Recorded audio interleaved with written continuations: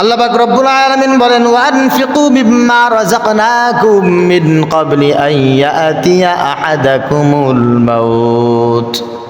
দুনিয়ায় সব কিছু অর্জন করতেছো, সম্মান, টাকা পয়সা, সহায় সম্পত্তি, লেখাপড়া, জ্ঞান গরিমা, সব কিছু উপার্জন করছো, তুমি অর্জন করতেছো।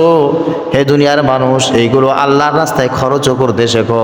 তোমার টাকা পয়সা আল্লাহর রাস্তায় খরচ করো, সম্মান আল্লাহর রাস্তায় খরচ করবে, বিদ্যা বুদ্ধি যা কিছু আমি আল্লাহ তাআলা দিয়েছি সব কিছু আল্লাহ তাআলার জন্য খরচ করে। এমনকি রিজিক হিসাবে আমি আল্লাহ তাআলা তোমাকে যেই জিনিসটা দান করেছি এটা আল্লাহর রাস্তায় খরচ করো। কখন? আইয়াতিয়া আহাদাকুমুল মাউত। আল্লাহ পাক রব্বুল আলামিন বলেন মৃত্যু আসার আগে। মৃত্যু তোমার চলে আসবে নিঃসন্দেহে, হঠাৎ করে দেখবো চলে আসছে। মৃত্যু আসার আগে আল্লাহর রাস্তায় খরচ করো।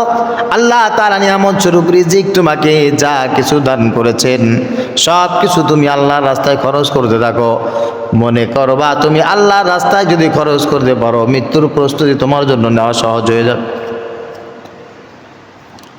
মৃত্যু তোমাকে শিক্ষা দিয়ে দিবে কোন কাজ করা দরকার আর কোন কাজ করা তোমার জন্য উচিত নয়। আল্লাহ পাক রব্বুল আলামিন বলেন সব সময় যেখানে যে অবস্থায় থাকো না কেন তুমি একটা জিনিস মাথায় রাখবা, তা হচ্ছে মৃত্যু থেকে কখনো কোনো অবস্থায় তোমার দূরে যাওয়া সম্ভব নয়।